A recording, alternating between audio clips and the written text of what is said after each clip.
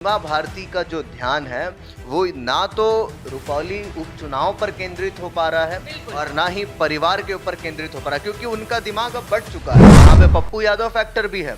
लगातार पप्पू यादव बार बार press conference कर रहे हैं। लगभग तो पता लग ही गया होगा कि कैसे वहां पर जो बीमा भारती है वो राजद की ओर से प्रत्याशी बनाई गई है।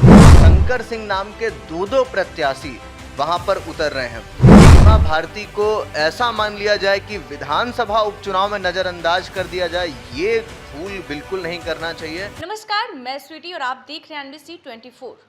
रुपौली विधानसभा उपचुनाव में जिस तरीके से बता दें कि लोकसभा चुनाव में हाई प्रोफाइल का सीट जो था वो पूर्णिया लोकसभा सीट था, और ऐसे में विधानसभा उपचुनाव में जो सीट है वो रुपौली हाई प्रोफाइल सीट बन चुका है। ऐसे में हम बात करें कि वहाँ पे जो है त्रिकोणीय मुकाबला देखने को मिल रहा है। ऐसे में जो खबरें निकलकर सामने आ रही है वो यह आ रही है कि वहाँ पे किसी एक प्रत्याशी का पर्चा जो है वो रद्द हो चुका है। इसी मुद्दे पर बातचीत करने के लिए हमारे सहयोगी आशीष हैं। क्या आशीष, क्या जो खबरें निकलकर सामने आ रही है जो कि किसी प्रत्याशी का पर्चा जो है वो रद्द हो चुका है, तो आखिर वो प्रत्याशी कौन है? बिल्कुल स्वीटी, देखिए आपने ठीक कहा कि ये जिस तरीके से पूर्णिया लोकसभा जो सीट था वो जितना हाई प्रोफाइल था, ठीक उसी तरीके से अब रुपौली उपचुनाव भी एकदम हाई प्रोफाइल हो गया है।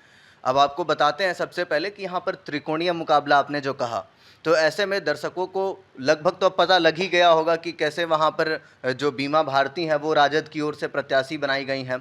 और सब जानते भी हैं कि पूर्णिया लोकसभा सीट जो थी वहाँ से भी वो लड़ी थी, मगर वो काफ़ी बुरी तरीके से हारी थी, ऐसा कह सकते हैं सीधा सीधा।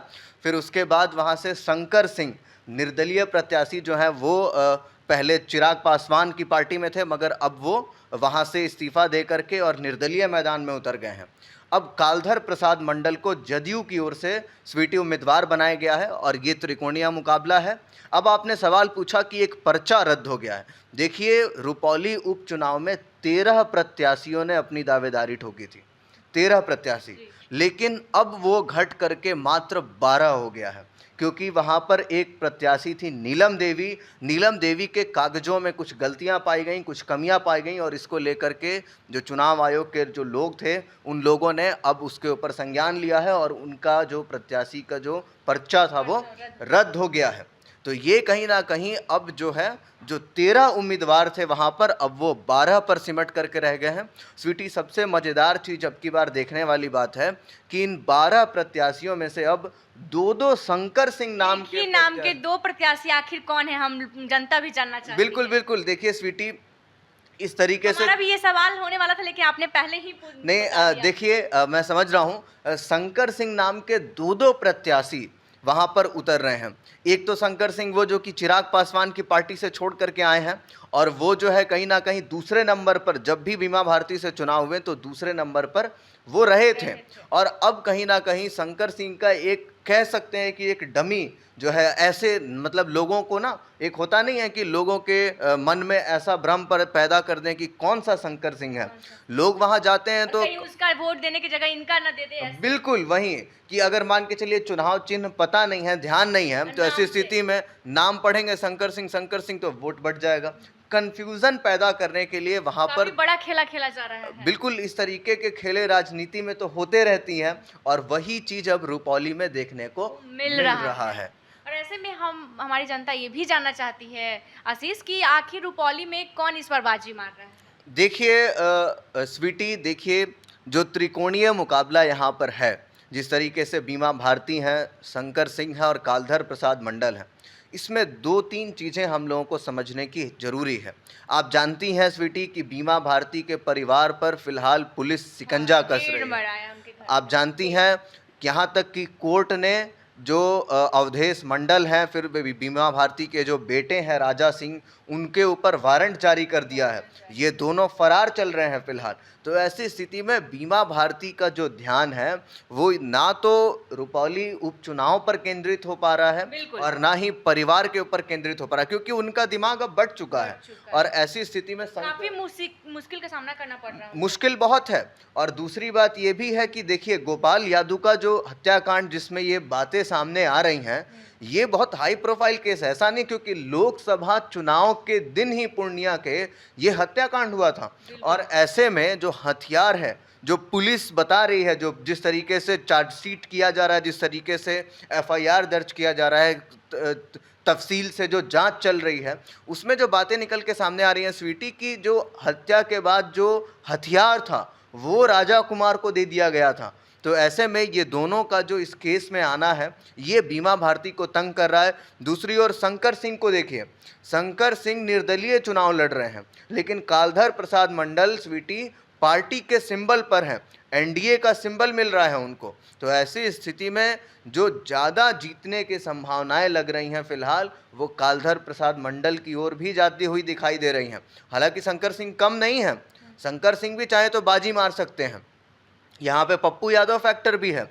लगातार पप्पू यादव बार बार प्रेस कॉन्फ्रेंस कर रहे हैं, साफ कहने की कोशिश कर रहे हैं, और आप तो जानते ही हैं कि बीमा भारती का पप्पू यादव समर्थन करेंगे नहीं, क्योंकि पूर्णिया के लोकसभा चुनाव में सबसे बड़ा रोना धोना तो बीमा भारती के ही खिलाफ हुआ है ना।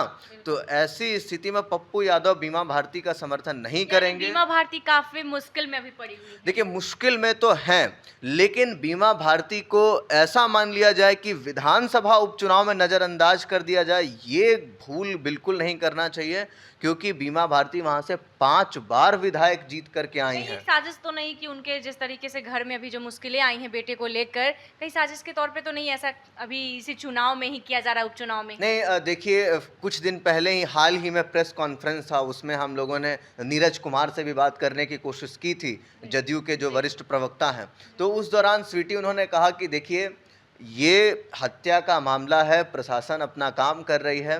हालांकि ये बात तो सही है ही कि प्रशासन फिलहाल बिहार सरकार के ही अधीन है, तो ऐसी स्थिति में कुछ हो भी, लेकिन स्वीटी बात यहाँ है कि अगर हत्या हुआ है तो इसके ऊपर जांच तो होगी ना, आप उसको तो नहीं रोक सकते हैं। और ऐसा तो है नहीं कि चुनाव है तो हम जांच नहीं करें और चुनाव खत्म हो जाए तो हम जांच करें, ये कोई बात तो नहीं है। भारती का दिमाग जो है वो काफी बट चुका है। हाँ, बटा हुआ तो है ही, और इसी स्थिति का फायदा या तो कालधर प्रसाद मंडल ले जा सकते हैं या फिर शंकर सिंह ले जा सकते हैं, और इधर पप्पू यादव का भी समर्थन शंकर सिंह को मिलता हुआ दिखाई दे रहा है स्वीटी। तो ऐसी स्थिति में वहां पर फिलहाल जो लड़ाई है ये त्रिकोणीय है, और सबसे बड़ी बात फिलहाल जो इस पूरे मामले में अपडेट है स्वीटी, वो यही है कि उनके एक तो परिवार वाले फरार चल रहे हैं बीमा भारती के, अवधेश मंडल जो उनके पति हैं, और जो उनके बेटे हैं राजा कुमार वो, और फिर उसके बाद एक जो निर्दलीय प्रत्याशी थी वहाँ से नीलम देवी, उनका पर्चा रद्द हो गया है। तो आपको बता दें कि जिस तरीके से रुपौली विधानसभा उपचुनाव को लेकर जो अपडेट्स निकलकर सामने आ रहा था, हमारे सहयोगी आशीष ने पूरे विस्तार से बताया, और ऐसे में कहीं ना कहीं बीमा भारती जो है काफी परेशान है, क्योंकि जिस तरीके से उनके बेटे को लेकर घर में परेशानी चल रही है, रेड उड़ मरा गया है। तो ऐसे में कहीं ना कहीं ये देखने वाली बात होगी कि आखिर रुपौली विधानसभा उपचुनाव में कौन बाजी मारता है, क्योंकि वहां पे जो मुकाबला है वो त्रिकोणीय हो चुका है, और एक ही नाम के 2-2 प्रत्याशी मैदान में उतर चुके हैं। ऐसे ही तमाम खबरों के लिए देखते रहे NBC 24। धन्यवाद।